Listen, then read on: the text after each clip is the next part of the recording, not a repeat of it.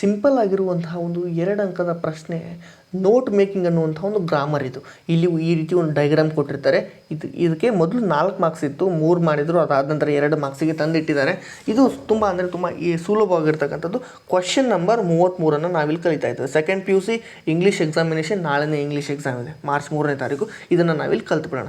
Read the following passage and make notes by filling the boxes given below. ಇಷ್ಟು ಗೊತ್ತಾಯ್ತಾ? Diagram ಕೊಟ್ಟಿದ್ದಾರೆ, ಈ ರೀತಿ ಡೈಗ್ರಾಮ್ ಇದೆ. ಎಷ್ಟು ಹೇಳ್ತೀನಿ ಅಷ್ಟನ್ನು ಮಾಡ್ಕೊಂಡು ಹೋದರೆ ಸಾಕು. ನೇಮ್ ಆಫ್ ದ ರಿವರ್ ಅಂತ ಕೊಟ್ಟಿದ್ದಾರೆ. ಏನು ಕೊಟ್ಟಿದ್ದಾರೆ? Name of the river. ಇಲ್ಲೊಂದು ಬಾಕ್ಸನ್ನು ಕೊಟ್ಟಿದ್ದಾರೆ. ಈ ಬಾಕ್ಸಲ್ಲಿ ನಾವು ಉತ್ತರ ಬರಿಬೇಕು. ಇಲ್ಲಿ ಇಲ್ಲಿ ಇಲ್ಲಿ. ಸೊ ಆಯಿತು. 2 ಬಾಕ್ಸಿಗೆ 1 ಮಾರ್ಕ್ಸ್, 1 ಬಾಕ್ಸಿಗೆ ಅರ್ಧ ಮಾರ್ಕ್ಸ್ ಇದೆ, ಹಾಫ್ ಮಾರ್ಕ್ಸ್ ಇರುತ್ತೆ.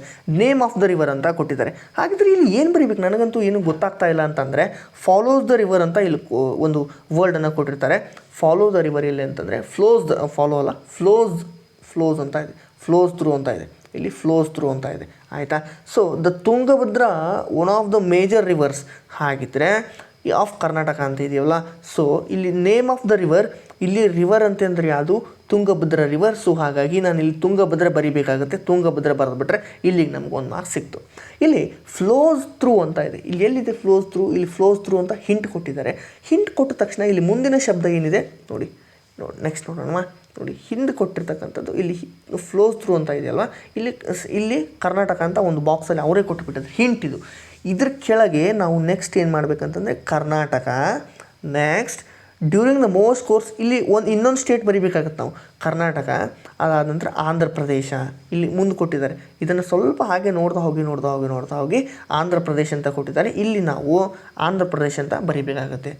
ನೆಕ್ಸ್ಟ್ ಇದಾದ ನಂತರ ಇಲ್ಲಿ ಇನ್ನೊಂದು ಹಿಂಟನ್ನು ಕೊಟ್ಟಿದ್ದಾರೆ. ಜಾಯಿನ್ಸ್ ರಿವರ್ ಅಂತ ಇದೆ, ಇಲ್ಲಿ ಜಾಯಿನ್ಸ್ ಅಂತ ಇದೆ.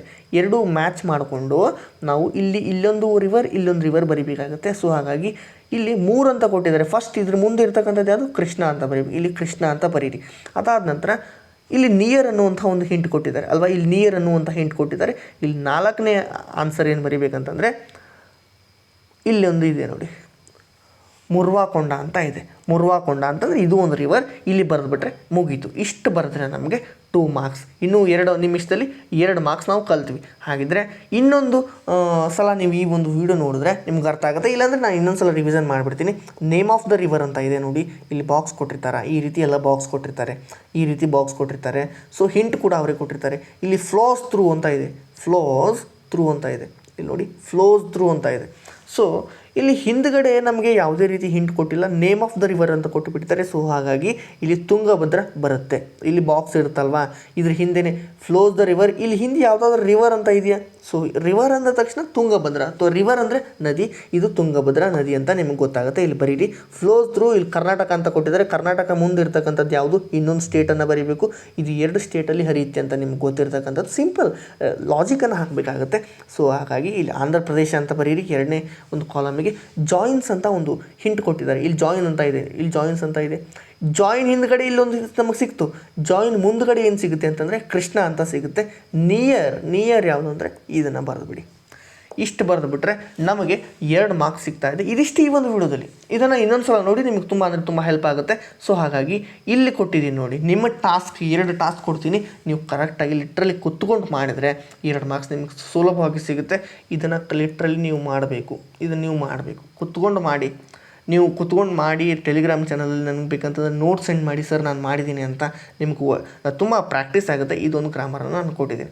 ಇದಿಷ್ಟು ಈ ಒಂದು ವಿಡಿಯೋದಲ್ಲಿ. ಮತ್ತೆ ಮುಂದಿನ ಒಂದು ವಿಡಿಯೋದಲ್ಲಿ ಸಿಗ್ತಾ ಇದ್ದೇನೆ. ಧನ್ಯವಾದ ಸ್ನೇಹಿತರೆ.